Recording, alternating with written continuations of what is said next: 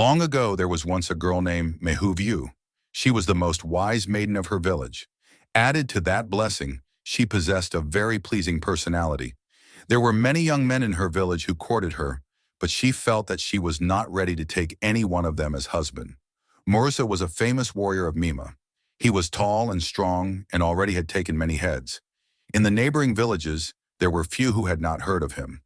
Mehouviü's refusal of marriage to any man in her village could probably have been due to the fact that some of her friends had told her of the warrior, Morusa, who could possibly become a suitor.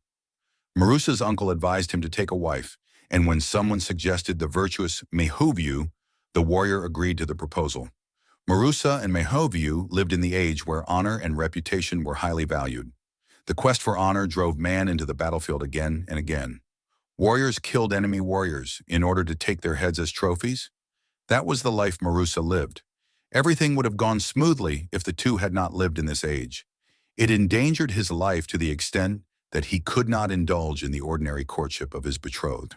He could not visit her and indulge in the engaging, long talks that were the privilege of betrothed couples.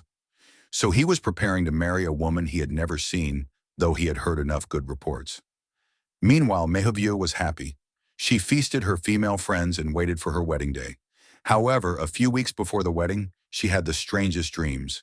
She dreamed she was in Morusa's house with a heaped plate of rice and meat set before her. Her listeners thought it was simply a foretaste of things to come.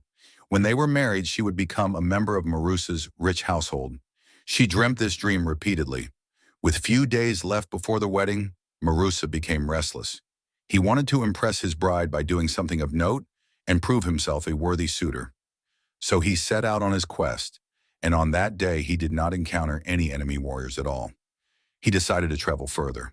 As fate would have it, his steps led him to a village that was unknown to him, the village of his beloved Mehouviü. The village inhabitants were away in their fields, so it was quite deserted. However, he spied a woman weaving at her porch. She had very long hair, was attractive and tall. The warrior hesitated a little to kill such a well-formed woman, yet even as he wavered, he noticed her lustrous hair and thought how well it would look as an ornament of war. So he swiftly stepped up to her, taking her by complete surprise. He slid her weaving loom off and drove his spear into her heart. Next, he took her head as a trophy and proudly bore it home. The two villages of the betrothed couple were some distance away from each other. Mehouviü's relatives were heartbroken to discover her killing just days before her wedding. They sent messenger to Morusa's village, where the preparations were underway.